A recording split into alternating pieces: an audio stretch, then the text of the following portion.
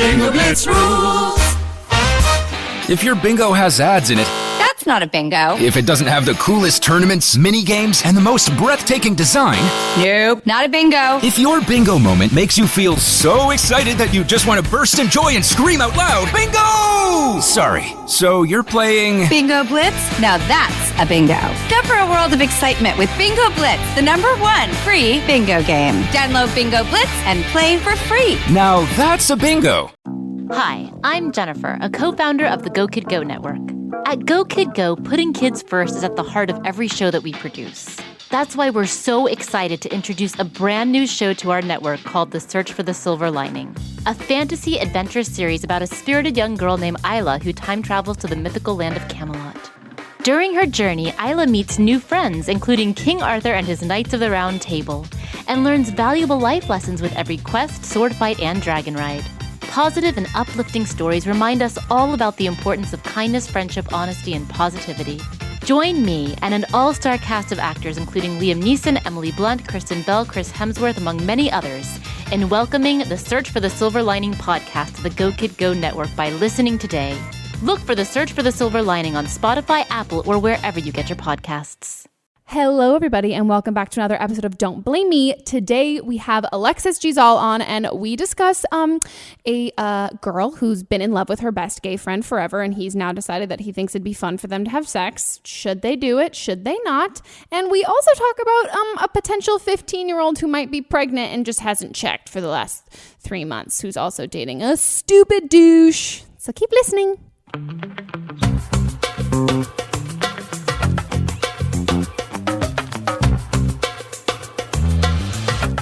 Hello, everybody, and welcome back to another episode of Don't Blame Me. Today's wonderful, exciting guest is someone whose podcast I was just on. Woo! It was fun. Alexis G. Zall. Hello. Hi.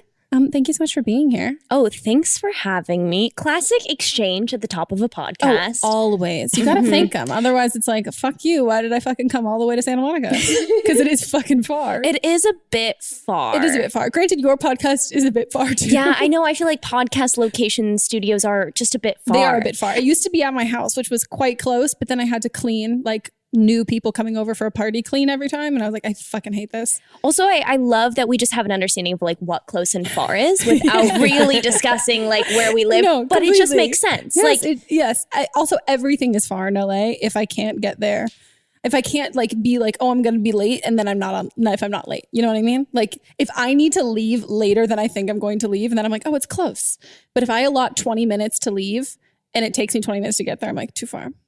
I want to get there either early or I want to leave like 15 minutes. I'm going to go ahead and be honest and say didn't follow that. Do not know what you just said. My Adderall has not kicked in yet, so we'll get halfway through the podcast and be like, oh, Megan's making sense. Ooh, yes, I'm following now. Now you're getting it. All right. Okay, guys, so we're actually recording this for YouTube too, so if you haven't watched it on YouTube yet, I mean, it'd be weird because you're listening to the audio version, and the audio version will come out before YouTube, but watch it on YouTube because Alexis has a wonderfully nice tan.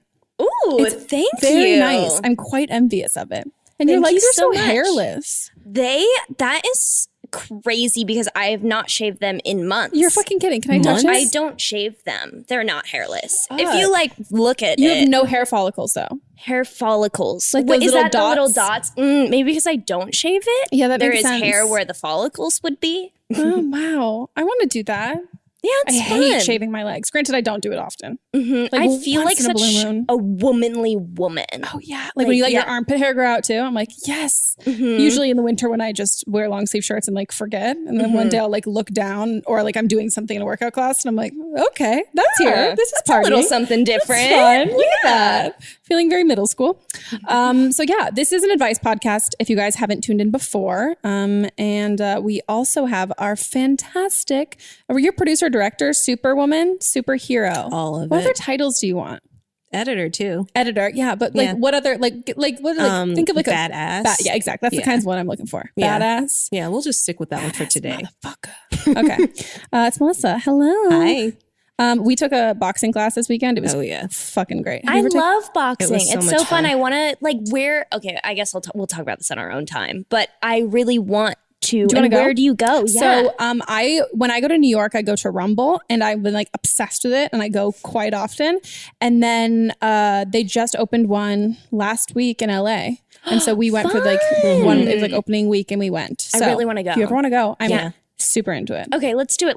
I'm like a fun workout friends. buddy too, right? Like I don't like try and be like in class being like, hey, how you doing? Like I'm not like waving, trying to talk at all. But like it's like we like make eye contact, like I'll smile. Yeah. So I feel like it's like the right kind of. Yeah, we had a good in time. our own zone. Yeah. Yeah, you guys were both focused on you, but also if you cast a glance, you weren't looking away. Exactly. Right. Like when Drake comes on and like I can do my lame like Kiki, do you love me? Like, yeah, I'm fucking dancing. Yeah. So it was great. And I brought 2 of my friends who do not like working out with me and they actually enjoyed it. Yeah. The last time I took them to Soul Cycle, the instructors were like, did you have fun? Will you come back? And they both were like, no, I didn't. I'm not coming back. I am also kind of similar. I did Soul Cycle once because you have to. You have to. You have to. It's a part of initiation when you move to LA. It really is. And I don't think it's for me. It's just like a lot. It's just like a lot of the like soul, you know? No. So you're saying you're soulless. Dude, I am so soulless. soul. You have to find the right instructor. Okay. So I had like my favorite instructor ever. And then when I told Melissa, like I like came into like, I forget what we were doing. And I was like, I have some really bad news. And I was like, so my Soul Cycle instructor, she's like, died? I'm like, no, he's quitting. Yeah, I was like, she was mourning. I was so fucking sad. He literally had to tell me like separately. Like he like messaged me on Instagram. He's like, hey, I gotta tell you something. So I have been like very anti it for a long time because I'm not into like, don't tell me to like run through my day because that makes no sense. I'm on a stationary bike at 8 a.m. Like that's not why I'm here. Like I don't need any sort of like, now think about something. I'm like, I just want to think about not dying and then just finish the workout.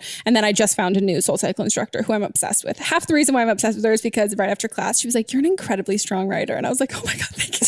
I thought you said writer, and I was like, she just sensed it. She just like throughout the whole class, she was just like, I'm getting a vibe from like Megan. Academia vibe. Yeah. That's what Soul Cycle's about. It is. Identifying the souls. Oh, fucking shit. I don't like the soul part either because I don't have one.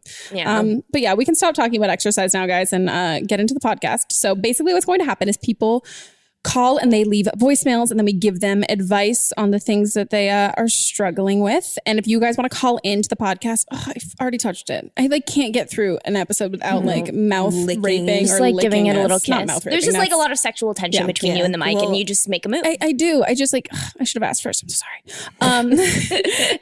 The number is 310-694-0976. Again, 310-694-0976. That's it. It is. And if you are an international caller, you can email us an audio file at meghanpodcast@gmail.com and we can play that with your sexy, sexy accents. Okay. Shall we hop into the podcast? Into the calls? I have like a booger that every time I breathe is like kind of like flying. You know what I mean? Just get it out and I'll Just close get my it eyes. out. I did it. It's okay. It's on video. Well, Great. I'll cut it. I don't have to cut it. It's okay. No, leave it in.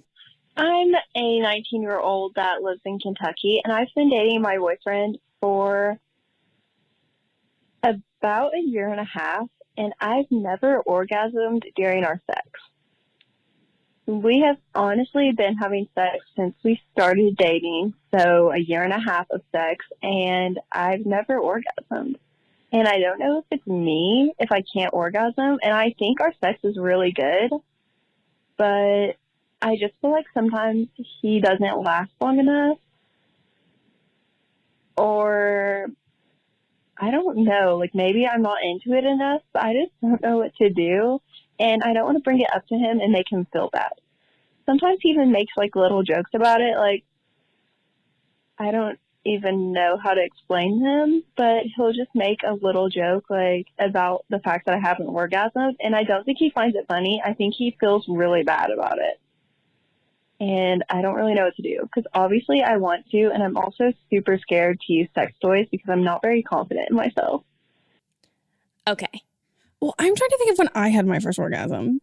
I feel like it was definitely not with a guy. Like it was definitely like with myself. Oh, yeah. I'm trying. Okay, so here's what I think that she should do. Yeah. I think that should I talk to her? Yeah, Address talk her to her. directly. All right, you should masturbate a lot. A lot. And figure out what makes you orgasm, like on your own. And then I think you can figure out how to incorporate that. And you've been dating a year and a half. Like I would expect you guys aren't like shy around each other, you know? Yeah, but they're still 19. You know what I mean? Youthful. Like that's like, I think of like even like sexually, especially, like like I genuinely, so like I lost my virginity when I was like 16, something like that. No, but I don't think I was like, I think when I don't know, I find that because I associated my like sexual experiences with another person, like I had sex before I ever masturbated. And like, it wasn't until I got older and like I was like enjoying sex, but like definitely wasn't finishing from sex. I probably also, like had my first orgasm at like 19, 20, but I'd been having sex for years with different people. But like I associated sex with and like getting off with a partner. So I definitely relate to the whole thing of feeling like, oh my God, there's something wrong with me. But there's nothing wrong with you. It's just the fact that if you're my friend literally can't even orgasm if her room is messy. Like if she's thinking about anything, like you can't, like you have to have like, first of all, a clear mind. It like actually takes focus for girls. It's not just like a thing that automatically happens. But also I don't find it, I never like orgasmed with a guy until I was able to do it to myself first. Because I don't think you let your body get there because like you'll like, to get like super graphic or whatever, like you don't know what that sensation is. Right. So you resist it and you can fight against it and you can mentally block an orgasm from happening. 100%. Yeah, I know if I'm like sleeping with someone for the first time or sleeping with someone I'm like not comfortable with emotionally, I won't come. Like 100%. So I think for me, it was figuring out like, wow, masturbating, like, okay, if I do this to me, then that will make me come. And then being with a partner that I was like comfortable enough to say, okay, do this. And that like, that will lead to good. So I think figuring out what turns you on and like what gets you there on your own time. And then being able to communicate that to like the person that you're seeing or your boyfriend. Well, because otherwise you're them being like, well, how can I do this? And you're like, I don't know. Like, I don't know how to get there either. So it's kind of like you're both trying to figure it out. And like vaginas are super confusing. So I would like do some research on your own time and then educate him. Because if you're both trying to figure out vagina, the whole thing, that's just like a lot of trying to figure it out. And I think even like, do a Google, like learn what is happening down there because maybe, and I'm sure if you go to him and you say, okay, I would like you to touch me like this, or I'd like you to like, I want to be on top, right? Whatever, XYZ, he's going to eat me the fuck out. Yeah. That's what I was going to say. I mean, you're not going to come from, I mean, you might come from sex. Like you might be a unicorn who like can just come from penetration. I mean, that's not sex. That's just penetration. But I just mean like you have, like it needs to be as much of a priority for as much as it's about like he's feeling insecure that he hasn't done that, like you need to also take some responsibility for your own enjoyment with sex because he knows how to work his penis. Like he doesn't, every vagina is different. Like he does, even if you guys have like had slept with other people, having sex with other people or like, it's so, it's super different. Yeah. And everybody likes totally different things. Like we might have all the same parts, but like what gets other people off is like very different. Like I don't even love when people go down on me. Shut up. I know. What? Everybody freaks out. It's not my favorite thing and it's not what's going to make me orgasm. Room silent. Wow. That's fascinating. That is really fascinating. Have you like, I hate when people like make these comments like this, but like, have you like, do you feel like, have there been times where you've like very much enjoyed it? That it's like, or do you feel like there's been, cause I'm going to say the thing that I hate when people say it. Okay. Say because it. I don't know how else to say it. Okay. Like, do you feel like, I mean, like I fucking hate if a guy goes down on me who's bad at it, but if you're great at it, I like it. Like, have you been able to like discern the difference between the different people going down on you and you don't like just I would say yes. I like looking at it. I love watching that happen. I think that's super hot. Yeah, super hot. And so for like a few minutes, like a little bit, love it. That's fun. But it's definitely not going to make me orgasm. Wow. That's so fascinating. Yeah. That's so crazy. It's like too much. It's like too sensitive. No, I get that. I completely understand. That makes total sense. I have a friend who's like that. Yeah, who's it's just like too much. It's like very much like, I just know. Like it's just like you overwhelming. get close and then. Yeah. After like a few minutes, it's just like, okay, that's good. Yeah. We're done on that. That makes sense. Yeah. Okay. So even this, like, I think is a good example for you listening, how like everybody's bodies are so different. There's definitely nothing wrong with your body. And I know for me, like I had to figure out what made me orgasm on my own time and then bring that to the table with someone I felt comfortable with. Same. And I also think that you're so fucking far ahead than anybody else. Like the first boyfriend I've ever been with that like made me orgasm is my current boyfriend. And I am turning 25 in less than a month. So like we started dating when I was 22. So I had only ever gotten myself off probably like from the age of like 19, well, honestly, probably like 20 was like the first time that I ever did that myself. And then it wasn't until like being with my current boyfriend that was the partner who did it. So I think the fact that like you're comfortable talking about it like on a podcast and like you're talking about it with your boyfriend, even though he's coming about it in like a joking sort of manner, like you're obviously both thinking about it. And I would say to like touch on the sex toy thing, like I don't think Google different ways to like masturbate at home that don't involve you having to like buy a vibrator on Amazon if like that's something you're nervous about. Like that's not, you don't need. It's not necessary. It's super not necessary. And I think having your first orgasm with the vibrator will give you unrealistic expectations. Yeah, very quick. Yeah. So I would say, just like do a lot of research and think about it that way. And then I mean, one of my favorite books is called, I was about to say that. Big fan. It's called She Comes First. It's great. This book, first of all, is probably so dirty and disgusting. Like my physical copy is probably so dirty and disgusting because it has made the fucking rounds amongst my friends. Like literally guys and girls alike of being like, and I've even like talked to like some of my friends' girlfriends were like, hey, can you leave that book around next time like my boyfriend's over and like all of that stuff. And Arden Rose recommends it to everyone. Arden and I literally have had like hour-long conversations about it. How like even you two, if you like or order it, read it. It's got a papaya on the cover. And I mean, like, I get it. It's, And so I remember the first time, I had the book, but one of the first times that I had like really like read it and not just kind of like read it when I was in a relationship, not just like read it when I was like single and being like, curious. I like had read it and then like left it on my nightstand. And like the next night I like saw my boyfriend, like I like walk into the bedroom and he like hides it. I'm like, oh yeah, I know he's definitely reading it. So you can read that too, understand your own body a little bit more. And that book is written by a man and like his kind of, talking about how he was, coming way too quickly. And so he had to learn how to get better at other things. And so I think it can be definitely a combination because I don't think I had sex that lasted more than like 15 minutes at 19. See, it's interesting because I am gay. Yeah. So I don't relate to that part. Oh, it's not fucking fun. Dude, I can't even explain to you. It's one of those things, like, I don't even know if I ever lost my virginity because I was like, did it happen already?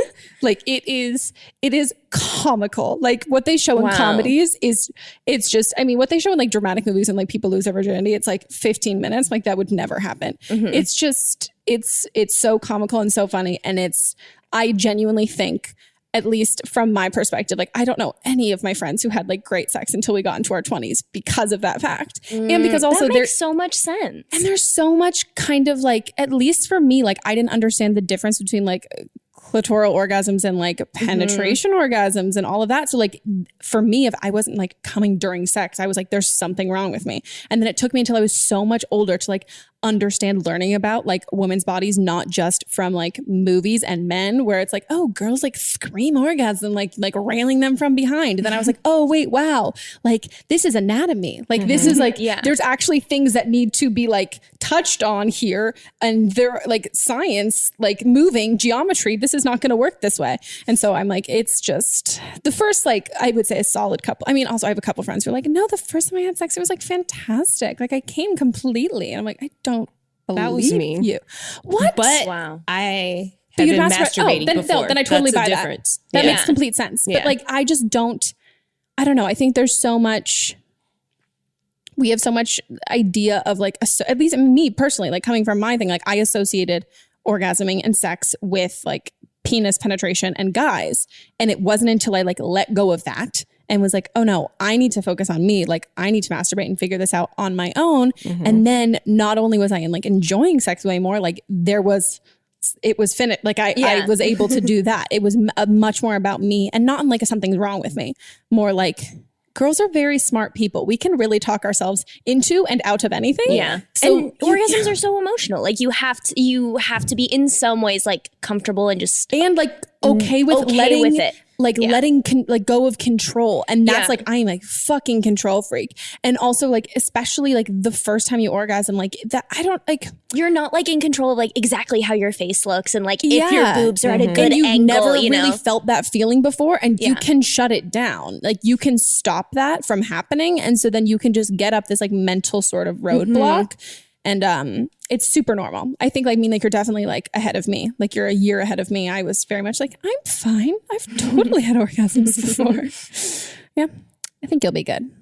Should we go on to the next call? Woo! My name's I'm 15, about to turn 15, July 6th. So I started dating this guy that I met in school in 9th grade, and we started dating around February. We started dating in February and hooked up in April. After that, he thought he'd knocked me up, and honestly, we still don't know because I haven't got my period and it's July.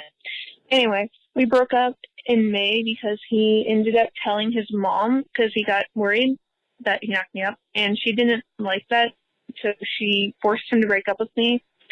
So we broke up at the end of school, which was in May. I still haven't told my mom either. But now, like, I still love him and everything. He's in Germany all summer.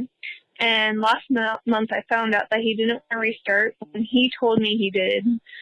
And just the other day, I found out he's already looking for another girl. But anyway, but there's another problem. His best friend, which is was also my best friend, and his best friend liked me, and he was trying to mess up the relationship in the background. I mean, we've cut him out of our life, but, like, it's so complicated and everything, and it's so messed up. Anyway, there's one other thing. There's this other guy that I've met recently. He lives in California, though, and he's 17, but I'm 15. He's about to turn 18 in January. Like, I really like him, but I still love the ex. Oh, my God. Yeah, like she literally turned 15 last week. Holy shit. Okay. First of all, we need to address the huge thing in the room. You're potentially like 3 months pregnant? Yeah. Mm-hmm. Okay. Take a pregnancy test? Holy shit. Yeah. Like, what? Also, I feel like, I know for me when I was 15, my period was not regular. Oh, so totally. So that's also possible. But I also like wasn't boning. No. Yeah, wasn't. Wasn't. Fuck. Okay. That's something that you need to like figure out stat. Yes. And also if you're going to have sex, you need to be protected, especially not only against pregnancy, but against like STDs and STIs. And okay, so pregnancy thing aside, unpacking the thing with him and his mom and breaking up. Unless his mother is a fucking devil, there is no way in hell her son was like, hey, I think I got this girl pregnant. And she goes, you know what you got to do? You got to break up with that girl. That's just not what happened. No, that's not what happened. That's not what happened. This to me sounds like somebody like I used to do this when I was younger, where if I like didn't want to go do something, I would like, I don't know, like make like my dad be like, I'd be like, Dad, someone invited me to go do this and I really don't want to do this. Will you say that I can't do this? And I'd be like, sure, whatever. Or I would just make up like, oh, I can't do this. My dad said no. My dad said no, even though my dad like is at work, like does not care, like has not seen me. So I think, I mean, if he's already trying to like date somebody else and anything like that, that's to me just sounds like he used that as an excuse to try and hurt your feelings less. And kind of take the blame off of himself so you wouldn't hate him. So then if you potentially did have his baby, there would be like less animosity there. Yeah, and I'm pretty sure he didn't tell his mom. No, there's no way he told his mom. There's no fucking way he told his mom. And also he's freaking out because he's scared to tell his mom. Completely. Yeah. And that's like, I need to run away from this. Like that to me screams 15-year-old boy. Mm-hmm. Like a 15-year-old boy does not scream to me being like, I went and then told my mom I thought I got a girl pregnant. And also, I don't mean to shit on you, but you got to be so much more fucking responsible, because the idea that this could have happened months ago and that he would have had the chance to tell his mom and you would tell him that you think you're pregnant. Like if you miss your period and you are having sex, you have to take a pregnancy test. Like it's not a matter of like waiting any sort of period of time, aside from the fact like waiting until that you can do that. And as soon as you told him you thought you might be, he also as a guy should have been like, well, you got to take a test. Mm-hmm. But he's 15, so he had no idea. Yeah. But like the fact that this is still like up in the air And I also am curious about her friend, their mutual friend who like tried to break them apart because he likes her. I don't know where you also heard that either. That, I don't know. It just, for me, it just sounds like you were with a pretty shitty guy who's trying to like put blame on every other person. Yeah. And because he's freaked out that he got you pregnant. Maybe. Yeah, maybe. Fuck, I hope she's not pregnant. Yeah, me too. I really hope. You got to take a pregnancy test. And also, here's a tip. This is a really like, not even a controversial tip. You know what? This is like very realistic. Here's what I would do. If you you're very young, you're a woman who has had sex with a man and you think, or you're whoever, you had sex, you might potentially be pregnant and you have to take a pregnancy test. You're young, you're in high school. It's just like so clear. I'm saying this from personal experience. Yeah, you're younger in high school and you don't go to some place, go to like a fucking grocery store, take a pregnancy test, like go to a drugstore or go to like a grocery store where they sell pregnancy tests that is not the one that you regularly go to, one that is far as fuck away from you, if as far as possible that you can like afford to take yourself to with a friend, and take it there in that sketchy bathroom because you do not want to run into people. Like I'm talking like anxiety wise, don't want to run into people. And also you can let that live and die there. So like I can drive by this one Molly Stone's in Marin County and be like, I remember taking a pregnancy test in that bathroom when I was 16. So I would just don't stress anyone or yourself out too. Like this is a lot of anxiety to feel that I think even he was your boyfriend at the time. So I get saying like, shit, I think I might be pregnant, but you guys gotta like, there's a way to find out. Exactly. Fact check it. Yeah. And then the guy that you might like in California, he's going to be 18 and you're 15. And that's just, I fucking hate when adults, I called myself an adult, tell young people that, oh, you'll understand this when you're older, but there's just such a difference in age there that it becomes, I don't want to be like really like dark with it, but an 18-year-old guy shouldn't be attracted to a 15, 14-year-old girl. That's just, it's gross. It's predatory. It is. It's very predatory. It's like, and you're attracted to the idea of either you're physically attracted and like you can look much older than you are. You're either, and maybe you really do look young and then you're dating a guy who's physically attracted to like someone who has like a very younger body type, which really should not be sexualized. Or he's attracted to the kind of power and control that comes over somebody who's that much younger than him. Once you get to be old, like in your, like my boyfriend's 4 years older than me, that's fine now. Like we're both adults. We're both adults. We're both consenting adults. Like I'm 24, he's 28. Like this makes, we're at similar points in our lives, but if we were younger, like we would have never dated when I was 14 and he was 18. First of all, he was super fucking cool and like played lacrosse and I had like transition lenses.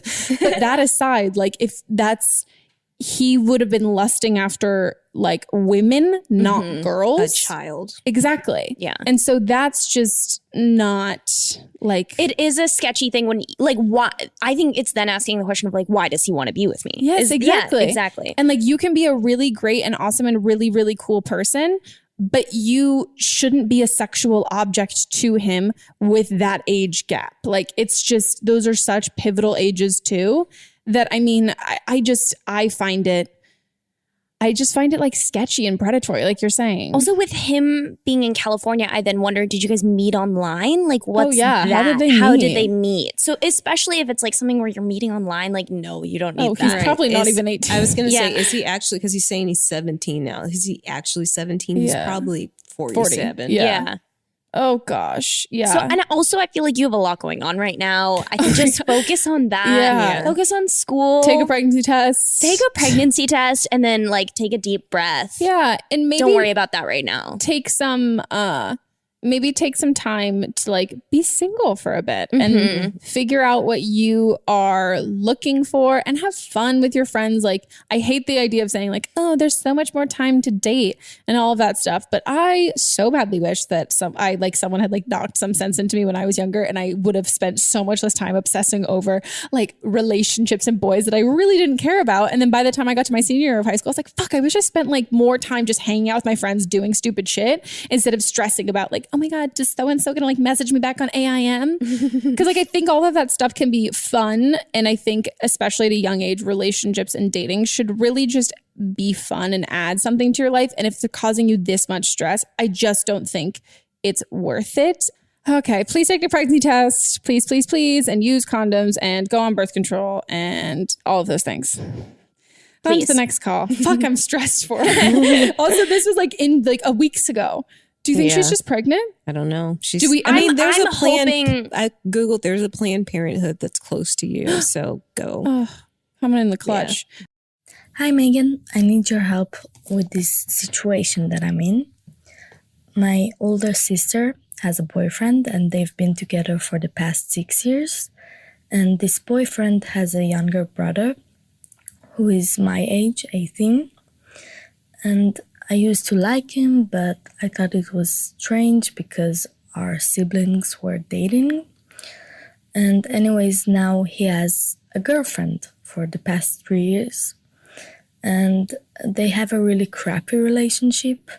For example, she tells him it's okay for him to be with other girls and do certain things, but not others. Anyways, we were drunk at this party a few months ago. And we've been together and we did more than she quote unquote allows. And the day after, he said that he doesn't recall anything from that night. And I wasn't sure if it was the truth or it was just trying to avoid what happened, but I tried to ignore it. And then at our prom, I was a little bit tipsy and I felt guilty. So I tried to talk to him and he told me that if we didn't sleep together, he doesn't want to know because it will just ruin the relationship he has with this girl that he loves. So I talked to her and maybe I shouldn't have, but I did. And I told her what happened and she said that she's not mad, she's just hurt and that she won't tell him about it. But a few days later, she told me that she did. And now he knows what happened and that I told her. And I feel really weird about it. And I don't know what to do, how to act around them. They used to be my friends. And I still have to see him at family stuff. And I don't know what to do, so please help me. First of all, okay, no matter, I feel like you can be super, super drunk, whatever, if you, like, he wouldn't have gotten a boner if he was drunk enough to have literally no memory of what happened. The only time I've like literally not remember what happened is when I got roofied in college. Like I have been very drunk in my life. Like I blacked out more times than I had not blacked. But even at blacking out, like you have faint, you know if you hooked up with someone. You wake up in the morning and you're like wearing jeans but no underwear and you wore underwear that night and you're like definitely did something. And then you'll see their face in the hallway and be like, you'll get at a minimum, like you'll get flashes. Like you would remember like kissing them. You would remember like touching them in some way. You might not remember every single like detail. Or things that you said, but you're like, he remembers that he like, he definitely remembers had to get hard. Yeah, exactly. And if he was drunk enough to have literally no memory of anything, his dick was not hard. His dick would not be hard. And then you definitely would not have had sex. Yeah, exactly. Or like whatever you guys were up to. Yeah. So he remembers and he's pretending that he doesn't, is what I can say. He remembers something. He definitely, and he's like, no, I don't know. I don't know. I don't know. I don't know. I don't. And also I feel like her telling the girlfriend was not bad. Oh, really? Yeah. Why do you think that's bad? I just think it's not, I just don't know. I struggle with like the whole, cause like I want to know everything. Like my boyfriend fucking does something, like I want to know, but at the same time, I don't know. It's the motive that comes from it. Okay. So like when you have feelings for a guy and you hook up with him and you don't get the response that you want and he says he's not going to tell his girlfriend, you shouldn't go tell his girlfriend because your motive in there is the fact that you like this guy. Yeah, she's being vengeful. Yeah, and I mean, you're queen fucking petty, like the pettiest bitch that ever was, me. So I like completely understand that rationale, and that's so something that I would probably like consider doing if I was ever in that situation. But I know that comes, I don't know, like as I get older, I realize that kind of thing. There's so much gray area when it comes to being like, I don't know, like being like being a girl's girl and being a supportive girl and being able to do that, but then also know when that can be masked as like female hating in the sense of I'm doing this because I want you guys to break up. I hope you guys break up, which I'm not saying that is your like, I don't know, like your clear motive there, but I think it's just, I don't know. It's like, it's always so confusing because it's not really, it's just not your place in the relationship because like it's the relationship between them. And especially because they have an agreement there. It's even if they didn't have an agreement there, it's just, I don't know. You always get like, I've had friends who've had like girls come out of the woodwork and tell them like, oh, I fucked your boyfriend when he was dating you and stuff.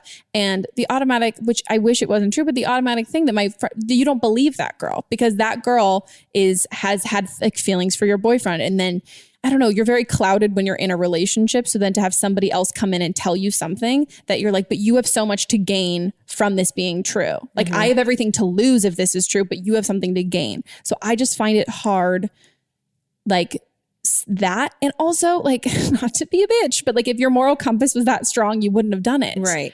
She liked him. Yeah. She hooked up with him. Mm-hmm. Then when he pretended like he didn't remember, she was hurt. Yeah. Went and told the other friend. And when the other friend still didn't care, she's still hurt. And now everything's awkward for her. So it's kind of like a shitty situation. Like you made your bed, you kind of have to sleep in it, but you have to,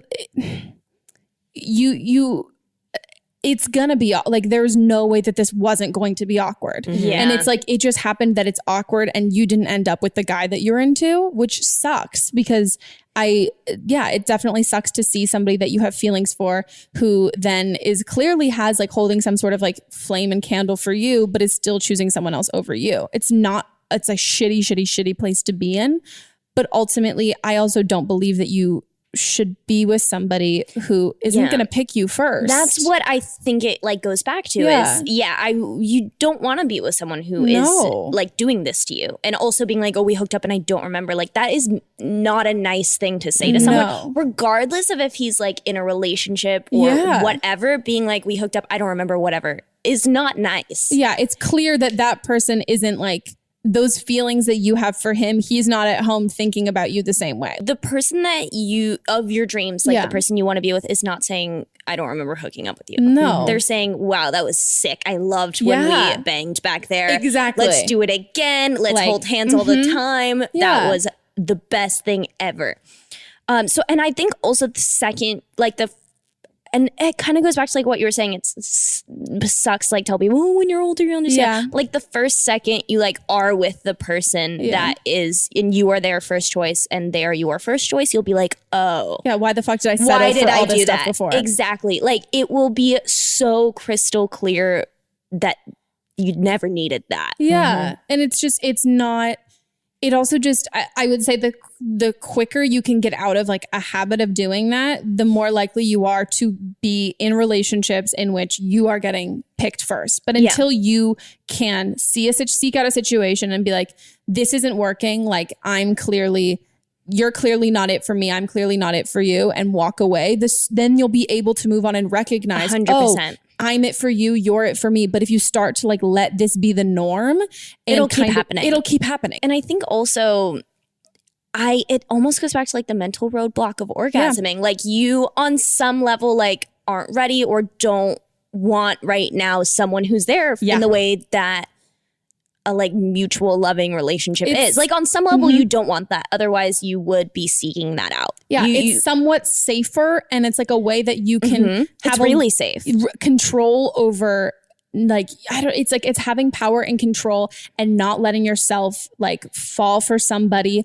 who might not have feelings for you because like you're seeking out somebody and like who you know is with somebody else. Like it's an obstacle and a challenge. Like they're in a relationship, an open relationship for 3 years. They obviously there is a lot there. They love each other. And also big you time. can't shit on that relationship by saying that like it's not legitimate because they have open relationships. Like that's not, it's not your place to judge anybody else's relationship, but it's also not your place to judge the legitimacy of the relationship. It's not really a hole for you to slide into, like an open relationship. That's a thing. Like I've had friends who've been in really successful open relationships and it works for some couples and it doesn't work for others, but it's not necessarily a weak point in a relationship. 100%. And also if this guy, obviously he likes having an open relationship and it sounds based on the language that you use, you think that is not so good. True. You probably aren't compatible there because if you guys were together, he'd probably want to go make out or do whatever. Well, I'm going to hook up with my ex because he obviously likes being in an open relationship and it seems like you don't like that. So that's a huge thing there that is just incompatible. Yeah, I didn't even think of that. So get your shit together. Please, for the sake of your heart too. I think it's very easy to glorify a traumatic relationship or to glorify a traumatic longing and a crush. And what you will come to realize is that it is not pretty. It's just a fat waste of time. It's a fat waste of time and it's actually not good. It's self-sabotage. It is. It completely is. So I hope you still listen to the podcast after this and you don't hate us too much. Okay, guys, we're going to go on a quick break and then we'll be back. That's true.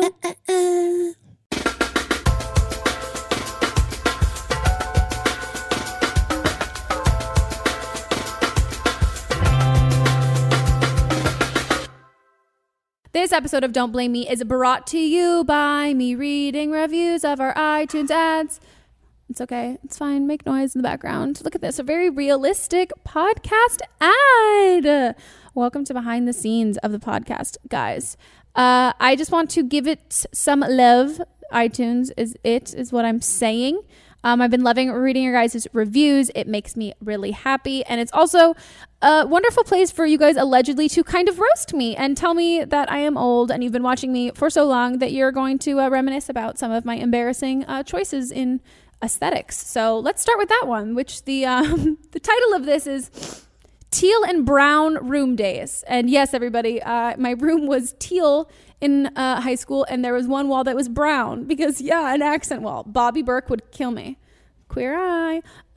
So the review is, hello, your podcast. Okay, that was really wrong. It doesn't say hello like that. It says hello with a lot of O's and exclamation points. Your podcasts are so amazing and you've always felt like an internet big sister to me. I remember the Dr. Megan days with your old 3D glasses. Ha ha ha. Those were the days. Anyways, thank you for being so open-minded and always empowering women. First of all, thank you. Second of all, kind of fuck you because they weren't 3D glasses. I just had had attempted to be hipster glasses, but now that you've mentioned it, they did kind of look like those 3D glasses you get at the movies. So you're not wrong, Court. And thank you so much for the review. And this next one is perfect for the long drives. I was starting to get tired of skipping through my music while driving, and that's obviously not safe, LOL. So glad I found this podcast that keeps me entertained and definitely feel not alone with some of the calls. It makes me feel sane. Ha ha ha. Well, I'm so glad that not only are we making you feel sane, we are keeping you safe in your car, hands-free listening, so you don't have to skip those songs that keep coming up, except not Kiki, Do You Love Me? Because I will never skip that song. I just keep putting it on. So thank you so much for the reviews. And if you guys would like to leave us a 5-star review on iTunes, Apple Podcast app, it would mean the absolute world to me. So when I have bad days, I can just read them and feel good. And also, I do love when you guys let us know what you like about the podcast, and maybe some of your favorite, most memorable calls. And it just makes me excited to know that you guys are listening. So thanks, guys, and back to the episode. Okay, guys, we are back from our break, and we're going to hop into some more calls. Yay! Fix your butt. My butt is all good. How's yours? It's pretty good. It's a little sore. Did a lot of glutes this morning. Yeah. Gluteus maximus. No one's going to ask me.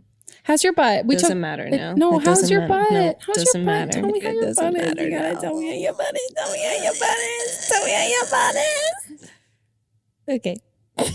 Hi, Megan. I've got this friend who lives down the street from me. We used to be really close, but we weren't best friends in the sense of, like sleeping over at each other's houses and things. We were just like kind of best friends in school and only a little bit out of school. Recently I've just found out that she's had quite bad depression and she's found it difficult in the past to deal with it. I thought she could have come to me with something like that. But anyway, basically, I feel like I do a lot for her and I'm available for her all the time, and I'll kind of want to make plans with her and shuffle things around so I can hang out with her. She doesn't do the same for me, and I feel bad for her for going through that depression and having to do that basically alone, as I was kind of one of her few friends. I still really want to be there for her, but if she's not going to put in the effort, I don't really want to bring it up with her just because of that confrontation, and I don't want her to take it personal. But I just kind of wanted to see what your advice would that. Being friends with somebody who's like actively in a really bad depression is like being friends with somebody who has cancer. Like, you don't really, like, not to be an unsympathetic bitch, but like, I am so your friend. So like, hearing someone say that is like literally my worst fears, that like a friend of mine would think those things. And I think that comes from like not you being a bad person at all, but just ignorance about what it's like. And I'm not saying that that means like you've never been depressed, but like we've said with orgasms and vaginas, like everybody's different. Like how it manifests itself with different people, it's so completely different. And so just even if, so let's say that I'm going to come at it from a point that I think like everybody struggles with mental health. So I'm going to I'm going to come at it as if you also have struggled with mental health. Maybe you haven't. I really hope you haven't. That'd be so sick for you. But if when you're depressed, you are able to, you want to fill your schedule and you want to make plans with people and you're very proactive about it, that's awesome. That's not how everyone is when they're depressed. And how she is acting is not how everyone acts when they're depressed. And it's like being friends with somebody who's fighting cancer. Like it's you, at least like I think you also kind of need to take a little bit of the ego out of it, of being like, you thought she could come to you. I think I fucking told the internet I was depressed before I told my best friend or like any of my friends. It's not something that people really like to talk about. Yeah, it's not fun. You need to take that ego out of it. And her being depressed and all of that, it's like her not telling you is not something that you should take offense by at all, because it's such a daily struggle. And for her, I think the best thing that you can do, because I think right now, like your feelings are hurt and that's fine. Like you can have those feelings and you feel like you're putting in more effort than she is. But I think you need to have a conversation with her. I think you need to be, and like my friends and I have done this before, because I don't hang out with people who don't have like some sort of mental stability issues, because I just like can't relate. So we literally like, I know, like my friends know if I'm feeling super depressed, like the thing that I'm not going to ask you to hang out because I'm convinced you don't want to hang out with me and that everybody hates me and no one wants to be around me. So you just need to fucking show up at my house and hang out with me. Like that's kind of how, like we've had that talk. And so I know if like I haven't heard from one of my friends for a couple of days, then like I know I'm like, no, I'm going to call you or I'm going to show up at your apartment. Or like if I'm going to straight up ask you how you're doing, because you're not going, we've like said this before, like I'm never going to like, here are the signs that I'm feeling really depressed. I'm not going to tell you I'm feeling really depressed, and I don't need you to ask me if I'm feeling depressed because I don't want to talk about it. But these are the things that I do. So know that. And this is what I need from you, because I think like you just probably feel a little helpless and lost in how to help her, because you're coming at it from a place of prioritizing and switching around your schedule for her. And she's not doing that for you. But I think like where she's at needs to be a priority. And it doesn't mean that she doesn't care about you as a friend. It's just like she's battling some shit. I think also with the feeling hurt that she's not trying harder to hang out with you, that can go to even regardless of the depression, like the different ways that people show love and the different ways that people show affection. And, you know, if you want to get into like the love languages, there's like 5 main ones, and you may be quality time. Like I know for me, if my friend isn't hanging out with me, I'm like, you don't like me anymore. But some people just don't show love that way. They show love by saying it, or they show love by, you know, just any XYZ way. So she may not even realize that she is not giving you the like love or affection or whatever you would characterize that as that you need out of a friendship. So honestly, I think pretty much everything can be helped or aided along by just like that conversation, by saying, because she just may have no idea. And then separate from that, like 9 times out of 10, especially when you're depressed, things are about you and not the other person. Like showering. Showering is hard, let alone like making plans. And I know for me, if I like forget to text someone back, that is pretty much always about me, or like I was busy doing something, or like I forgot. It's really usually not about like, oh, I freaking hate this person. They're the worst person in the whole planet. And then when somebody doesn't text me back, I'm like, oh my God, they hate me. They're the worst person. So I think just like trying to flip that, and like things are usually about the other person. And especially if she may not be, you know, the most social, especially being depressed, like she just may not be the kind of girl that's going to reach out to people. And that just might be her personality type. And that just might also not be the way that she shows affection. And I'm curious about, so you said that you're prioritizing, but she's not prioritizing hanging out with you. If she's making plans and doing other stuff, I think as her friend being like, fuck no, dude, if you don't like, if you're busy and like you're like doing something else that's like helping you feel better, my feelings aren't hurt. Totally. But if she's just not responding and she's not prioritizing hanging out with you and she's making excuses, there's such a guilt that I personally feel when I'm depressed and hanging out with my friends that I'm just bringing them down. And then that for me, I'm like, are you inviting her? Are you asking like, hey, can I come over and watch a movie? What do you want to do? Or are you saying, hey, a bunch of us are going to go see a movie later. Do you want to come? I think like you need to figure out how you're approaching this and what she's comfortable with, because it might not be that she's not making time for you and prioritizing. Like she just might not feel up for the things that you're asking her to do.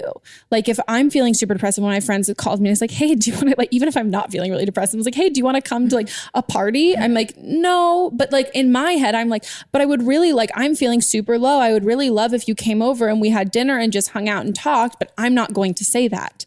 So I think you need like some people, and maybe she, I don't know, like you just need to talk to her, because as much of you want to be supportive, and like you can only be supportive of somebody going through that when you know how to support them. And also just try and find a little bit of, just really try and put yourself in her shoes there, because especially you're saying that she doesn't have a lot of friends and you guys like are next door neighbors, that they live so close. Like maybe just like start as a part of like, I mean, maybe I would say like just text her and be like, hey, how would you feel about like you and me, like, and you can make it about you. And be like, I really want to start getting into like doing a walk in the morning. Like how about like before school or before we do, like, let's take like you and me half an hour walk in the morning. So like you can get her out of the house. It can just be you two. It isn't like a really pressured situation. And it's like comfortable. Like you're walking around your neighborhood together, getting some exercise there and making it, I don't know, just, I think some people think distraction, and that can be great for some people, but I think your paths and your like wavelengths are completely crossing, because I don't think either of you want to be a bad friend. And I think you're both just, your feelings are getting hurt. And she's obviously coming from a place where she really needs to focus on her well-being. That, I mean, I'm a super shitty friend when I'm depressed. And like, I think I'm so lucky that my friends cut me like massive slack. And I like thank them so much for that, because I'm like a shitty person to be around. I remember one day I texted Aislinn, and I was like, was one of my friends. I texted her and I was like, are you mad at me? And she's like, I'm not mad at you at all. Why? And I was like, I don't know. Maybe I'm just like feeling super depressed. I'm convinced you're mad at me. She goes like, okay, I'm coming over. Like, I'm not mad at you at all. Like this is, and it can be really hard, and it's awkward to talk about with friends and stuff, because you never want to make them feel uncomfortable. But I think like you got to rip the Band-Aid off to then make it better for the long run. There's this thing, and I haven't seen the episode, but it's from RuPaul's Drag Race, where one of the drag queens names her anxiety Brenda. And so all my friends and I have started calling our like anxious feelings Brenda. So sometimes like I'll text my friend, I'll be like, hey, Brenda's telling me you're mad at me. Like, I don't think you are, but I just like really need to make sure, because Brenda but won't shut up. She just keeps telling me you're angry. And then my friend will be like, oh my God, no. Like, that's just Brenda. Brenda needs to shut up. It's like, Brenda is like the worst friend you could ever have. She is always trying to stir the pot. You never really text her or invite her places, but she's always there. She shows up. No one can figure out like how she's in your friend group, but she's always there.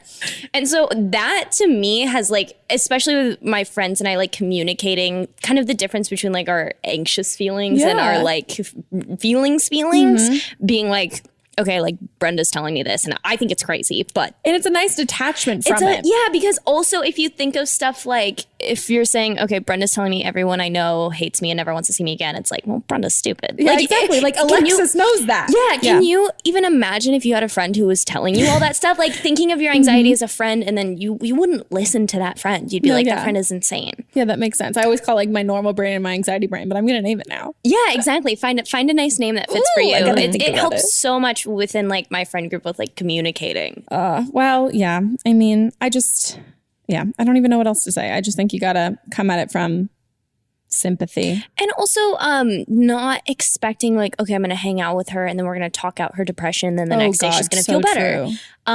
Because I think sometimes if you're depressed and your friend expects that they can fix you, that's like a really frustrating situation to be in. Because a lot of times you're not going to hang out once and then it's going to be like, oh, I fixed her. She's better.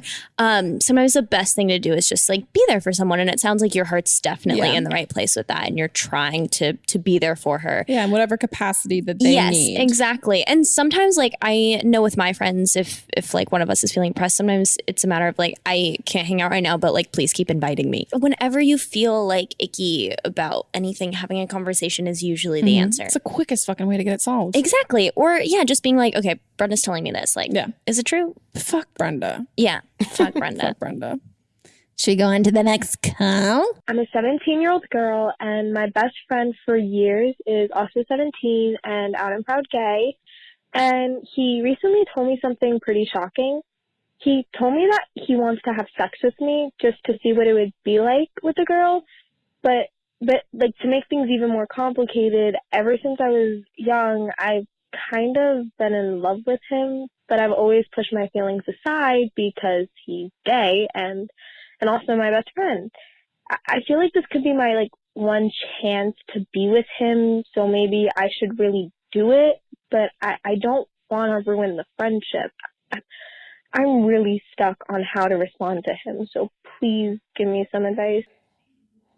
I think you should okay, it's going to sound crazy. Let me finish. I think you should only do it if you're in a position where it's not going to hurt you emotionally. And it sounds like you're not. Yeah. You're not in that place. Yeah. So you shouldn't do it. Like if you guys were just BFFs and you like loved hanging out and you thought it would be fun and you thought it would be like just like, oh my God, we're so crazy and fun. And then the next day you guys like got brunch and you were like, oh my God, we're so crazy. That was crazy. Then like, sure. But it does not sound like that's where you are. I also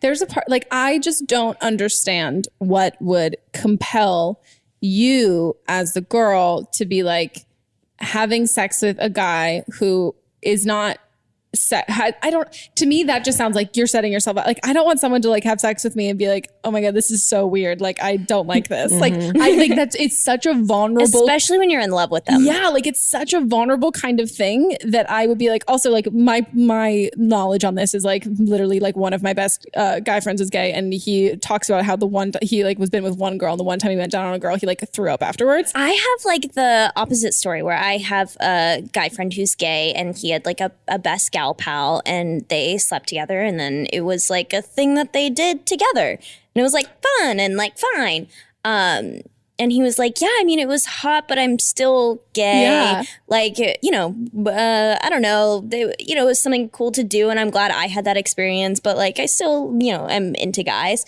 and I think that only worked because like she understood exactly like what they were both going into. And so but it sounds like it's not what you should do, I think. No, because that just means, because that is just like, it's like just friends with benefits kind of a thing. Because also like I've said this so many times, but like sex is just, it's purely what you make it. Like if you want to have a massive emotional connection to it, like you can, but like there's also just like a primal banging kind of around thing. Yeah. So it's like, there doesn't have to be there doesn't have to be this like big romance behind it for everybody. It's like up to whoever it is, but like it only would work. It's the same situation. Like imagine if he was straight, could you be friends with benefits? Like him being gay doesn't really have anything to do with it. It's like, this is somebody that you have like immense feelings for and have like pushed aside.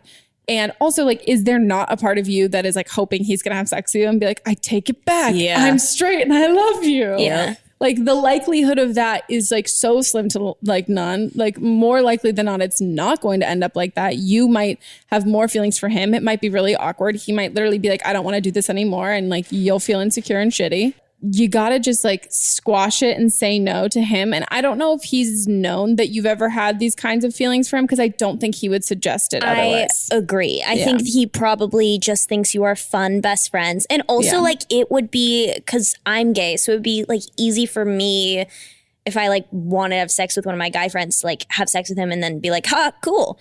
And like not feel any which way or feel awkward or like whatever. But if like they were straight, it would be different. Like it just is super different for him. It would be a very, very different experience for him. And it would be like exploratory and doing something he's never done before for like the thrill of it. And skydiving. It would be like skydiving. Exactly. It would not be like souls connecting. It would not be like, wow, now we must go to the farmer's market together and like hold hands. And exactly. So it's going to be literally for him like skydiving. Like, whoa, I'm so crazy. I did it. Yeah. And then like when he's 80, he'll be like, oh, I remember when I went skydiving.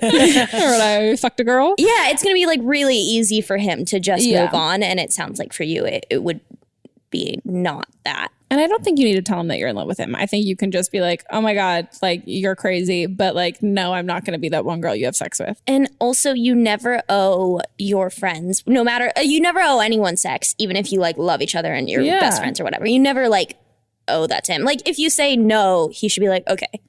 Yeah, because it is like a funny, like he's coming at it of like this is a funny, crazy idea. I want to go skydiving. And you're allowed to say, no, I don't want to go skydiving. Absolutely. I value my life and my heart. Yeah, I'm scared of heights. Yes. just tell him that. I'm like, you want to fuck back? I can't. I'm scared of heights. Exactly. Yeah. Okay, guys. So we are headed into Producer's Corner. And this is where Melissa picks either we've got a callback from somebody who we've given advice on a previous episode and they're updating us, or we have somebody who is going to give some better advice than we did and maybe has a personal experience with a call and will offer their input. That is so fun. Some nosy bitches, which would be me. I would call into this podcast every episode. I have something to say. Well, this is a update. So this is from the episode with Lucas Crookshanks from the girl who her friend fucked at a party. No, not that one. The girl who her mom drove her to have sex with a guy to pay rent. Whoa. So this is an update. Wait, so hang on really quickly so I can get it. Yep. So her mom was like, I need you to have sex with this guy instead of because I can't pay rent. We don't know exactly how it went down on that end. But it was like an older guy and the girl was like, yeah, no, I hung out with like this girl's friend. It was like natural, like it just happened, but her mom drove her there. Yeah. And they're friends with the guy's son. Yeah. So like these high school kids. That's either high school, college. Hot I think they or were predatory. In their 20s. 18, in their 19, 20s. Yeah. Maybe hot? No. I feel like not hot because I'm pretty sure your mom is your driving? mom drove you there and like they needed the money. They needed the money for like rent and stuff. Wait, they needed the money is where I'm losing it. Yeah, he paid for sex. Yes. Oh, I thought it was just like she was hanging out with like her friend and then like there was this older man there. Her mom drove her to an older man. They had sex and then their rent was paid. Yeah. Got it. And they're friends with that older man's son, like the friend group. Okay, I'm a little. And less excited. I mean, we're still fucking confused. Yeah. Okay. I just, before I gave an update, I guess, I just wanted to say thank you because you guys validated that how I wanted to feel, but I was afraid to feel. And that was that it's okay to choose yourself over choosing others. You know, it's okay to make sure you're okay before others are okay. And we're talking and hanging out again. As a podcast network, our first priority has always been audio and the stories we're able to share with you. But at Realm, we also sell some pretty cool merch, and organizing that was made both possible and easy with Shopify. When you think about successful businesses like Aloe or Allbirds or Skims, an often overlooked secret is the business behind the business that makes selling and, for shoppers, buying simple. For millions of businesses, that business is Shopify. That's because nobody does selling better than Shopify. It's the home of the #1 checkout on the planet. And the not-so-secret secret that's definitely worth talking about is that Shop Pay boosts conversions up to 50%. That's more happy customers and way more sales going. If you're hoping to grow your business, your commerce platform better be ready to sell wherever your customers are scrolling or strolling, on the web, in your store, in their feed, and everywhere in between. Businesses that sell more sell on Shopify. Upgrade your business and get the same checkout we use with Shopify. Sign up for your $1 per month trial period at shopify.com/realm, all lowercase. Go to shopify.com/realm to upgrade your selling today. Shopify.com/realm.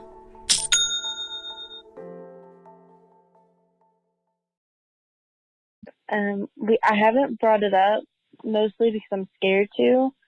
The situation's kind of past, I guess, and I don't want to bring up stuff that could hurt her and where she's at in life right now. She's trying to move out of her mom's house, and I'm just, trying to help her as much as I can. I don't think it's continuing, but like I said, I've been kind of too scared to ask, and I guess I am not wanting to because I don't want to hear either that it's happened or I don't want to hurt her more than what's probably happened. I just want to thank you again, and I want to thank you for helping others with situations who aren't like mine and just being an amazing person in the world of social media. Thank you. Love you. That's so sweet.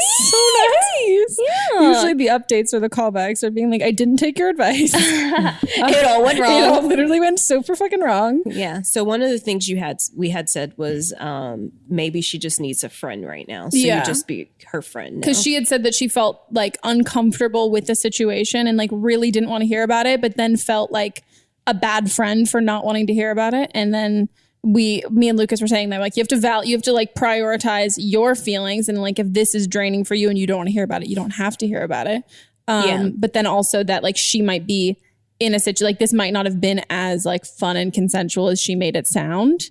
And so I'm glad to hear that your friend is moving out of her mom's place, and I think that will probably do wonders for like your friendship with her, because I don't think. Yeah, I just think like she's probably was not in a good, either she was in a consensual, not great space, or she was in like a non-consensual, not great space. Like she was definitely either pressured or not pressured to do it. Like it's not really something that, do you know what I mean? Like either like you were said that you were going to do this, or you felt like you needed to. Like you felt like, fuck, my family's broke. Like I know that this, like, it maybe hasn't been explicitly said, but I know that like, if I hook up with this guy, this is going to like help my family. And so she was able to make that choice, but like it came from like a place of desperation. So I think her moving out of her mom's house is great. And I think that if she's open to talk about it, I think you should, but I think it's fine. Like, I don't think you need to bring it up, because I think she's in the right mindset of not wanting, especially when she's still at her mom's house, like not wanting to like either bring something up that's like raw and fresh. And then also like if she's still hooking up with him, like you don't have to want to know about that. Yeah, definitely. I think it kind of goes back to like the depression thing. Like sometimes the best thing you can do is just be there. And it doesn't mean you have to like fix that for her. Completely. But just by being a friend she can hang out with and like relax with and not be like on edge, that is helpful in and of itself. Yeah, wow. That is a crazy sitch. I'm just trying to sort through all that. Me too. I also wonder how much the rent was. Yeah. Right? Yeah. Also, I mean, she is, oh, wow. Like, I mean, I can imagine your mom like tells you to do something or like insinuates you should do something, and that is a totally different thing than like anyone else doing it. So I can't imagine like the thoughts going through her mind. Like if you sort of called in here and you were like unsure how to feel about it, I can imagine how unsure she feels about it. Like, oh my God, I did this. Is it bad? Should I feel bad? Like, is it right? Is it wrong? And my she mom's also telling really me one helps thing. out I her feel family weird. financially, right? Yeah. So there's like that kind of obligation and being like, and also like there's something like I just have a like struggle. It makes me really, really sad to see like parents and adults whose kids really have to parent. Yeah. And it gets put in a situation where they have to grow up and be an adult and like do things that you might not really understand the consequences of because you don't have as much life experience, and there's someone with more life experience making you do something like that. Well, shit. Okay, guys, that's the end of the episode. Thank you so much for being on. Oh, thanks for having me. You're so good at advice. Oh, thanks. And Same look at to us on you. this couch. We really got loungy. We did. I started You pretty started loungy. I got loungy. You got loungy. It's a good thing to get. I hope you guys enjoyed this episode. If you are watching on YouTube, you can go to don'tblameme.show to find out where you can listen. It's on iTunes, Apple Podcast app, as well as SoundCloud. And on the website. Oh yeah, true. And if you're listening there and you want to watch us and see our facial reactions, you can go to YouTube to see that. And where can people check you out on the internet? Ooh, well, you can listen to my podcast, All Good with Alexis G. Zall. It's where, all the podcast places, and Megan and I did an episode together that will be going up around now. Oh, sick. So be sure to tune in and listen to that. And then all my social media is at Alexis G. Zall. Ooh, I'm burping. And I was going to plug us. If you guys want to follow Melissa and I, all of our socials are listed down below. And if you want to be in an upcoming episode, or you just, you need advice. It's not like I want to be in an episode. My life is in shambles. If you want to apply, kidding. If your life is in shambles or you just need some fucking help, you can get our advice by leaving us a voicemail at 310-694-0976. And international callers email an audio file to meghanpodcast@gmail.com. And and also anyone who still has updates from previous episodes. I love fucking updates. Yeah, that's really cool. Give me the fucking updates. All your next advice questions are going to be from me. Oh, sick. Great. Love it. Change your voice for all of them. Like, hello. Okay, guys, I hope you enjoyed the episode, and I'll see you next week. Goodbye. Goodbye.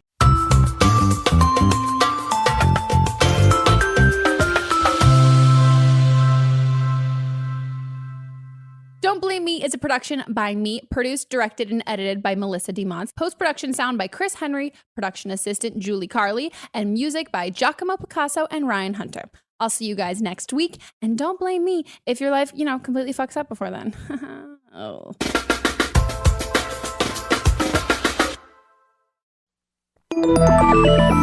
Listening to a podcast should be time well spent, and I promise it will be if you'll give this podcast a try. It's called Something You Should Know. I'm the host, Mike Carruthers, and in every episode, I talk with leading experts on topics I know you will find fascinating.